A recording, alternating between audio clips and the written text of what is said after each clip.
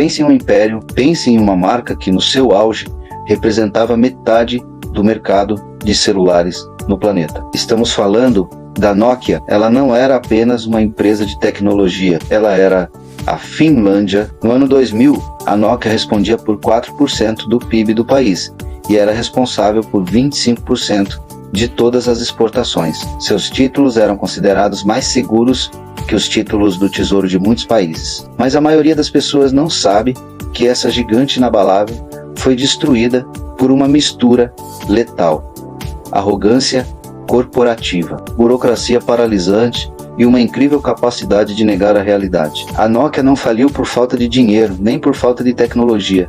Ela tinha tudo. Ela faliu porque o sucesso a cegou. E o pior, a sua morte foi assinada e entregue em um PowerPoint que ficou conhecido como a plataforma em chamas. Eu sou o Clayton e hoje no Arquivo Corp vamos dissecar a queda mais surpreendente da história da tecnologia. Raízes do poder e a cultura tóxica, história da Nokia, desde as origens em papel, borracha, até a ascensão na telefonia móvel. E para entender a queda, precisamos entender a altura da qual ela caiu. A Nokia, nascida no século XIX, na Finlândia, se consolidou na era movida com uma filosofia, confiança e durabilidade. Seus celulares eram sinônimos de qualidade de construção. Eles foram os primeiros a massificar o celular. Eles eram a referência, mas o sucesso gerou um paradoxo cultural, o paradoxo da eficiência. A Nokia era mestre em logística e fabricação em volume. Isso gerou uma cultura que priorizava a eficiência do hardware sobre a experiência do software. O CEO da época, Jorma Alila, criou um gigante operacional, mas lento para mudar, a burocracia paralisante.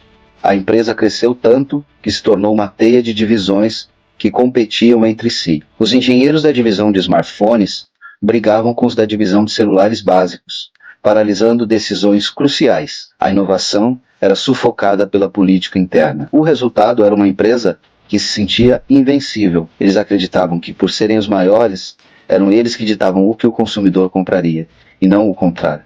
Esse foi o primeiro erro fatal. O momento da ruptura. Janeiro de 2007.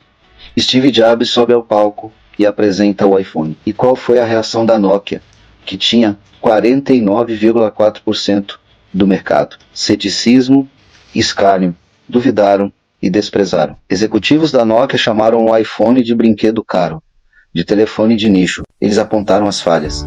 A bateria não dura, o teclado é virtual, é frágil, mas a Nokia errou o alvo. Eles estavam focados no aparelho e não no sistema operacional. Eles não viram que o celular não era mais um telefone, mas uma plataforma de software para acessar a internet. O erro do Symbian: a Nokia tinha o seu próprio sistema operacional, o Symbian, mas o Symbian era um labirinto burocrático para os desenvolvedores. Criar um aplicativo era caro, demorado e os royalties eram altos. Enquanto a Apple e o Google com o Android, lançado em 2008, incentivavam desenvolvedores a construírem um ecossistema, a Nokia os afastava. A Nokia perdeu a guerra do software antes de sequer admitir que ela existia. O arquivo, a prova da negação. A partir de 2007, a queda foi vertiginosa. Em 2010, o conselho de administração da Nokia tomou uma medida desesperada. Contrataram Stephen Elop, um canadense ex-executive da Microsoft, como CEO. Elop era um estranho no ninho finlandês, e sua primeira grande ação foi um documento que se tornou lendário no mundo corporativo: o memorando da plataforma em chamas. Estamos em uma plataforma de petróleo e chamas, temos que escolher entre queimar com ela ou pular na água gelada. Temos que mudar agora. O memorando era uma admissão de falência cultural e estratégica. Mas a solução de Elop foi o segundo erro fatal da Nokia. Em vez de pular na água do Android, que já estava crescendo, e era o caminho mais óbvio, Elop, o homem da Microsoft, fez uma escolha arriscada e ideológica: alinhar a Nokia exclusivamente ao Windows Phone. A lógica era: a Nokia seria a principal parceira de um terceiro ecossistema Microsoft, ganhando destaque. O problema: ninguém queria o terceiro ecossistema. O Windows Phone nunca ganhou tração, e ao rejeitar o Android, a Nokia assinou sua sentença de morte, pois perdeu o acesso à única plataforma que poderia salvá-la em volume. O que se seguiu foi a liquidação de um império, o Seiyu, que viu a plataforma em chamas e pulou na água errada.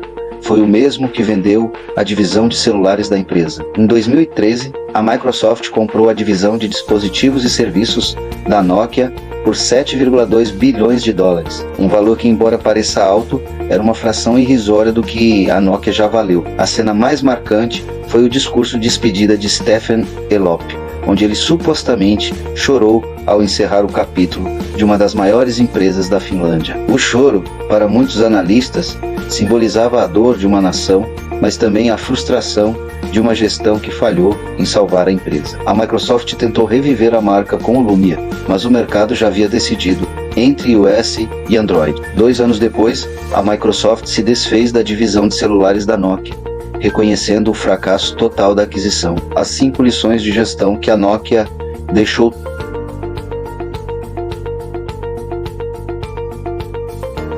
A queda da Nokia não foi apenas um evento triste, foi uma aula brutal de gestão corporativa. Aqui estão as 5 lições que todo empreendedor ou executivo deve gravar.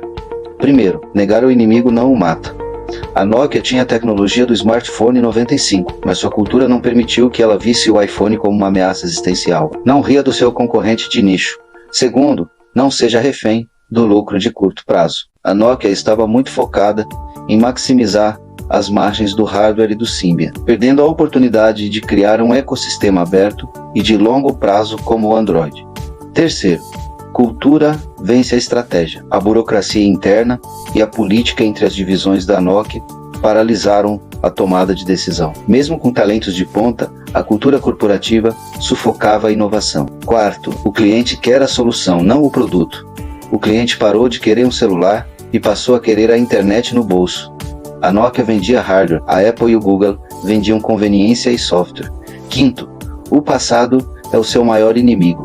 O sucesso de ontem é a cegueira de hoje. A certeza da Nokia de que era a rainha da celularidade a impediu de se reinventar. A Nokia nos ensinou que, em tecnologia, não basta ser bom. Você tem que ser o primeiro a se destruir para se reconstruir. A história da Nokia é o conto de uma tragédia grega corporativa. Um gigante que se autodestruiu por excesso de confiança. E você, qual a maior lição que você tira da queda da Nokia para o seu negócio ou carreira? Comenta aqui embaixo. Se você busca entender as falhas de gestão que levam impérios ao colapso para evitar que elas aconteçam no seu projeto, eu te convido para a nossa playlist no primeiro link da descrição. Nela detalhamos como identificar e neutralizar os vícios corporativos, antes que eles se tornem um memorando da plataforma em chamas.